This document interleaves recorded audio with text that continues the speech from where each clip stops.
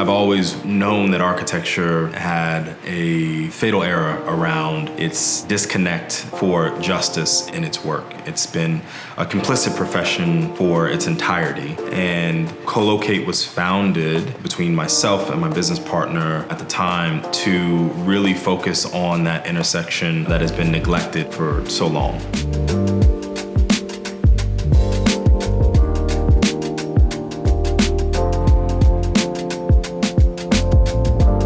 I've been interested in being an architect since I was about 7 years old. My family moved to Sicily for about 3 years, and so when I moved back from Sicily to Trenton, New Jersey when I was about 10, 11 years old, we moved in with my grandmother for a little while, and the first thing you notice is the complete dissonance between the spaces and places in Sicily versus the streets of Trenton, New Jersey. And that difference really started to spark a little bit of a light, and at least an acknowledgement of what physical spaces are, what they do, and how they impact the community or impact people.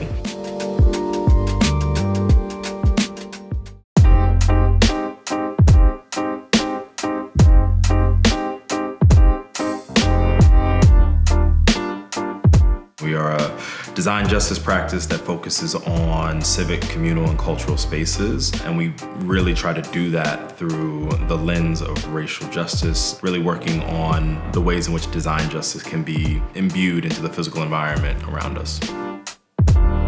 I've seen so many people aim their efforts towards diversity as though diversity was a goal that could be achieved without going through the processes of establishing justice and establishing equity within the field writ large. And so we wanted to create a model of practice that acknowledged that discrepancy, that acknowledged that you will never get to a diverse field or a diverse city or a diverse world without really considering what the imbalance of power and privilege looks like within our work.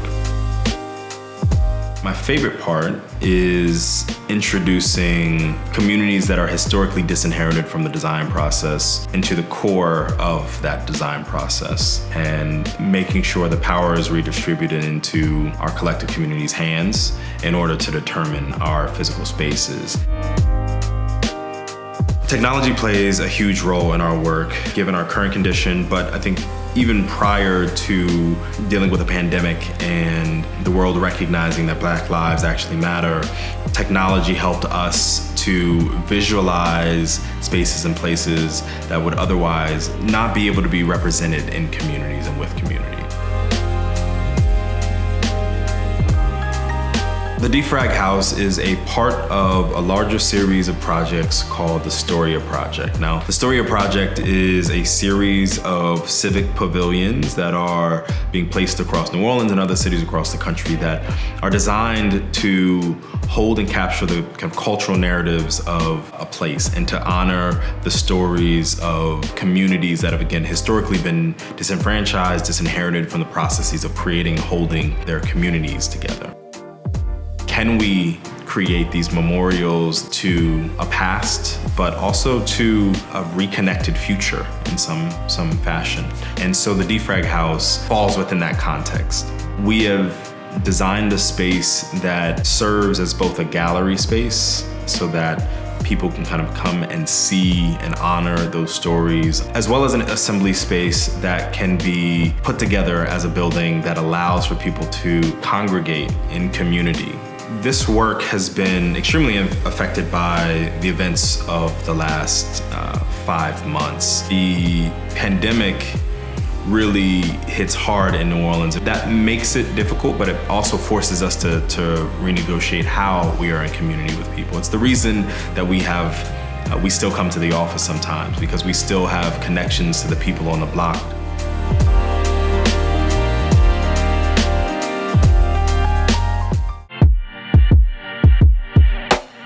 The work that Black Lives Matters has done for the last 5 years has been so impactful on the way that we frame and think about how we put architecture into this world. Part of that meant that we shifted one of the projects from Storia Project to a memorials project, which we've called Buildable Memorials, but it's really a series of memorials that we want to work with community members across the country to honor those who have been lost to white supremacy.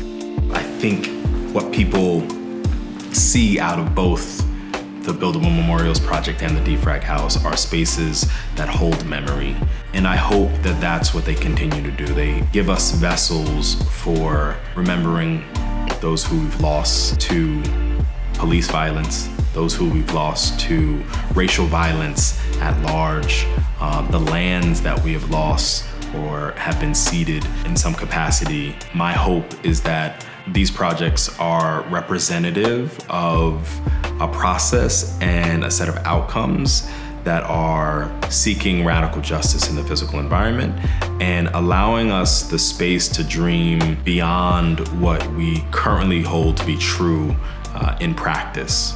Can we remove barriers to progress moving forward? And then ultimately, can we affirmatively influence future outcomes, right? And so can we design spaces that do all of those things? That is the intention. That's what we're striving for. We're striving for spaces that acknowledge, repair the past, that make fair in the present, remove barriers moving forward, and then influence the outcomes of our communities in perpetuity.